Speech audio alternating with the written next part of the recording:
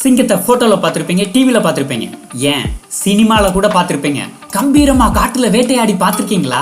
வெறித்தனமா வேட்டையாடி பார்த்திருக்கீங்களா? அதே போல புறாவை மரத்துல பார்த்திருப்பீங்க, வானத்துல பறந்து பார்த்திருப்பீங்க, ஏன் டிவில கூட பார்த்திருப்பீங்க. ஃபுட் டெலிவரி பண்றத பார்த்திருக்கீங்களா? அதையும் வேகமா டெலிவரி பண்றத பார்த்திருக்கீங்களா? அனைவருக்கும் வணக்கம். நான் தியாகராஜன் நடராஜன். கடைசியா நீங்க எப்ப ஒரு கடிதம் எழுதுனீங்க? கைப்பட கடிதம் எழுதி அஞ்சல் துறையில போய் போஸ்ட் பண்ணிருக்கீங்க. இதெல்லாம் இப்ப காலாவதி ஆயிடுச்சு இல்ல? நாம முதல் முறையாக ஒரு செய்திய மனித குலம் எப்படி ஒரு செய்தியை இன்னொரு இடத்திற்கு அனுப்பியிருப்பாங்க? முதல் முறையாக பறவைகள் மூலமாகவோ விலங்குகள் மூலமாக தான் செய்தியை அனுப்பிச்சிருப்பாங்க.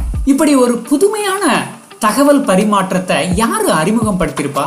அதை எப்படி புறாவுடைய கையில கொண்டு போய் கொடுத்து அது கரெக்டா சேர்க்கும் அப்படின்லாம் நினைச்சிருப்பாங்க. இதை என்னைக்காவது நம்ம யோசிச்சு பார்த்திருப்போமா? இப்படி புறாவுடைய காலில் அந்த செய்தியை கட்டி கரெக்டா அட்ரஸை பார்த்து அவர்களுடைய கையில கொடுத்து மறுபடியும் அவர்கள் கொடுத்த தகவலை எடுத்து மறுபடியும் இங்க கொண்டு வரும். எப்படி இது சாத்தியம்?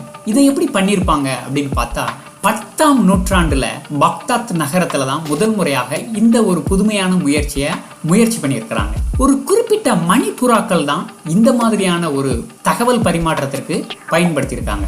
மணிப்புறாக்கள் என்ன பண்ணிருக்காங்கன்னா தொடர்ந்து கண்காணிச்சுட்டே இருக்கிறாங்க. இந்த மணிப்புறாக்கள் ஒரு இடத்துல ஆரம்பிச்சா வேறு எந்த இடத்துக்கும் போகாம குறிப்பிட்ட இடத்துக்கு போயிட்டு மறுபடியும் அதே இடத்துல இருந்து வேற எங்கேயும் போகாம தான் ஆரம்பித்த இடத்துல வந்து நிக்குது. அதாவது நம்ம ஊர்ல இந்த பாயிண்ட் டு பாயிண்ட் பஸ் எல்லாம் போகும்ல, அதே போல இந்த மாதிரியான இந்த பறவைகளை ஆராய்ச்சி பண்ணி இது வழியா நம்ம ஏன் செய்தியை அனுப்பக்கூடாது அப்படிங்கிற மாதிரி தகவல் பரிமாற்றம் செஞ்சிருக்காங்க. இந்த செய்தியை அனுப்பும் பொழுது வழியில யாராவது அதை பிடிச்சு அந்த செய்தியை பிரிச்சு பார்த்தாங்கன்னா என்ன ஆகும்? அந்த செய்தியுடைய ரகசியம் வெளியாகிடும். அதற்காக என்ன பண்ணிருக்காங்கன்னா, இப்ப நம்ம கம்ப்யூட்டர்ல பயன்படுத்தக்கூடிய அந்த கிரிப்டோகிராபிக் அந்த டெக்னாலஜியை அப்பவே பயன்படுத்தி இருக்கிறாங்க. சொல்ல வந்த செய்தியை நேரடியாக சொல்லாம அதற்கு ஏற்ற வேறு ஒரு கோணங்கள்ல அந்த செய்தியை சுருங்க சொல்லி அந்த குறியீடை மாற்றி சுருக்கமாக அனுப்பிச்சிருக்கிறாங்க.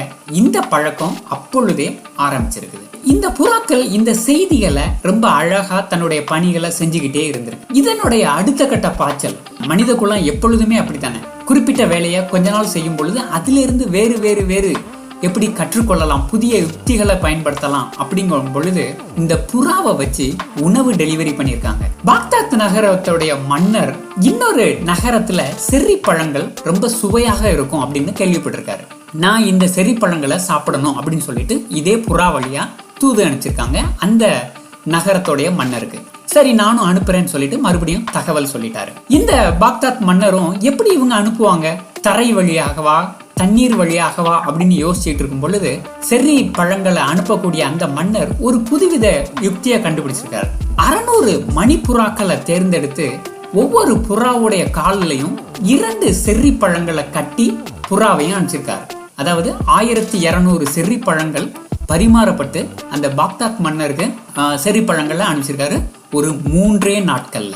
அந்த மன்னரும் ரொம்ப ஆச்சரியமா அதை பார்த்து அந்த செர்ரி பழங்களை சாப்பிட்டு மகிழ்ந்தார். இப்ப நம்ம ஊர்ல ஒரு சில ஆண்டுகளாக தானே நம்ம உணவு டெலிவரி ஆன்லைன்ல ஆர்டர் பண்ணி இந்த ஸ்விக்கியோ அல்லது உபர் ஈட்ஸோ அல்லது வெளிநாடுகள்ல இருக்கிற கிராப் ஃபுட்டோ இந்த மாதிரியான ஒரு பழக்கங்களை நம்ம இப்பொழுதுதான் கொண்டு வந்தோம். ஆனா 10ஆம் நூற்றாண்டுகளிலேயே புறா வழியாக உணவு டெலிவரி பண்ணியிருக்கிறாங்க. அந்த புறாக்கள் கொண்டு வந்த செர்ரி பழங்களை மட்டும்தான் சாப்பிட்டாங்களா, இல்ல புறாவையே வறுத்து சாப்பிட்டாங்களா? யாருக்கு தெரியும்? ஒரு புறாவுக்கு போரா பெரிய அக்க போரா அல்லவா இருக்கிறது அப்படின்னு யாராலையும் சொல்ல முடியாது. ஏன்னா புறாக்கள் செய்தியை மட்டுமல்ல உணவையும் சேர்த்து டெலிவரி பண்ணியிருக்கிறது. முடிவில்லாத சிந்தனையுடன்.